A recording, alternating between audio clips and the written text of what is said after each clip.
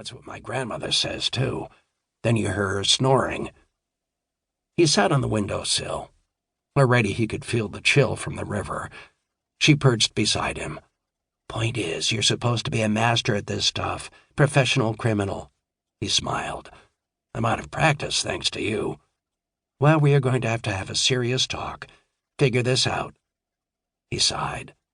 It seemed like they spent half their time rolling deliriously in each other's arms, and the other half seriously discussing the problems with it. I'm sorry if I traumatized your daughter. I will pay for her therapy out of my ill-gotten gains. Donna smiled. She's a city kid. She's seen worse. Luckily, she decided you were Spider-Man. God knows why. His outfit is way cooler. Because she's smart. She can tell we're both from Queens. Joe kissed her. Speaking of which, come over tomorrow. Larissa has a play date. Your mom can take her. We need a play date ourselves. Gladys will be out all day. Sneaking a girl in when your grandma's out, definitely not the solution to our problems. Joe swung his legs out onto the fire escape and braced himself for the climb. At least you get to come in the front door. 2. Swift and silent past the darkened windows, slow and careful past the few with lamp yellow or screen blue leaking through their curtains, Joe felt the cold leach up from the iron into his hands and feet, the wind from the river already stinging his cheeks and neck. The reason he was crawling up the fire escape now was not only because of Donna's impressionable young daughter, or her nosy neighbors, or even her mother, who lived across the hall. It was not because of his grandmother, whom he had not told, or any family problems at all. It was not religion or politics or culture or any of those traditional issues. It was not even a romantic dilemma. They were both free and single. Donna and Joe were a 21st century Romeo and Juliet, with the most modern of personal problems, a career conflict.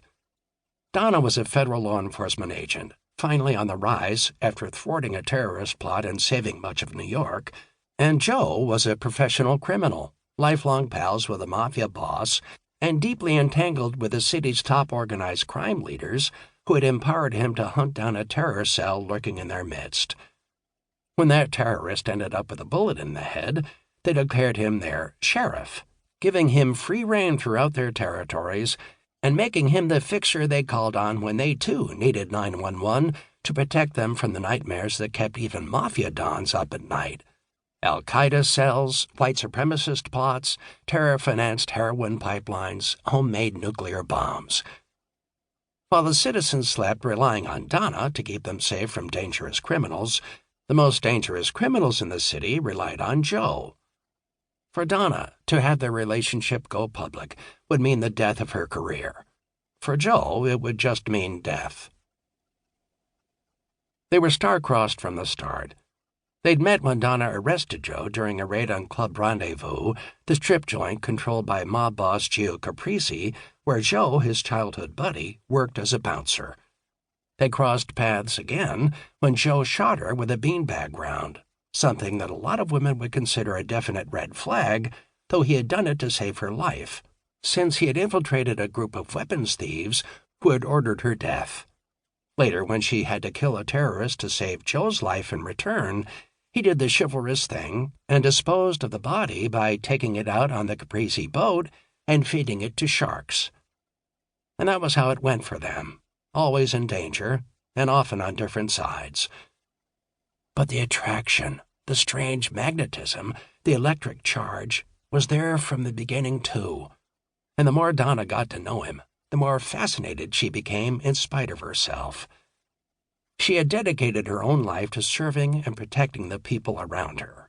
Joe had served his country and gotten nothing back but bad dreams and a PTSD-related drug problem.